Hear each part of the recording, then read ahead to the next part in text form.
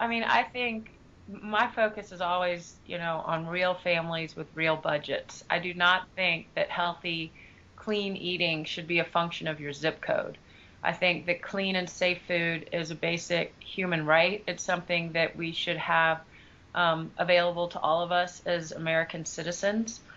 And that's where I think the fact that we really need to address policy change because our taxpayer dollars are being used to grow all these crops with all these chemicals, and then farmers that are growing things organically, which means without chemicals and genetically engineered proteins, they're charged fees to prove that it's safe. So their whole cost of production is higher, Hmm. and so as a result, those products are higher in the supermarkets, and it makes it more expensive to more of us, which is nobody wants to be eating chemicals. If you said you were going to put a spoonful of pesticide on your salad, I mean nobody wants to be doing that. And so um, I think to be able to really address it at the federal level so that we get funding into this form of agriculture that's less chemically dependent makes it a more affordable option to everybody, which to me is a basic human right.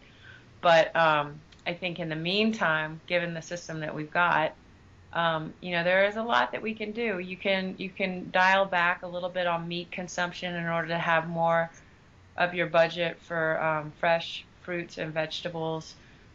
You can opt out of these genetically engineered proteins. In particular, I would say high fructose corn syrup, because we don't know if this corn that's been genetically engineered to create its own insecticide is, part of this whole high fructose corn syrup blend. And high fructose corn syrup, just isn't used in other countries. And so, Coke and these different corporations and Pepsi, they formulate their products differently. They use real sugar in other countries instead of high fructose corn syrup because those populations aren't tolerating these genetically engineered proteins. And the governments are insisting on labeling, and so consumers are saying, we'll stick with sugar. And so I think that there are ways you can do it. You can shop in bulk. You can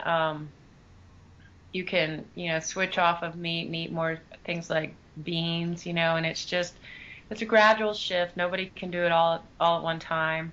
It's about taking baby steps and really focusing on the fact that this is about progress, not perfection. As a mother, I always say, you don't potty train a kid overnight. When you're introducing changes into your diet, it doesn't happen overnight.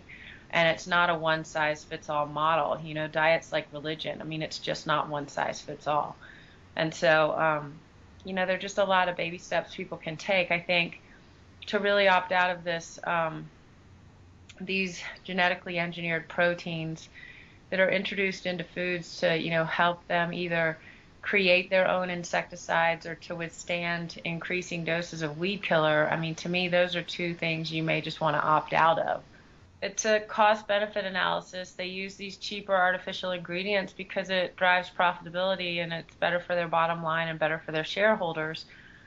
But, if we as eaters are actually bearing those costs because, if these ingredients are making our families sick, at what point are these, do we shift that responsibility back onto these corporations?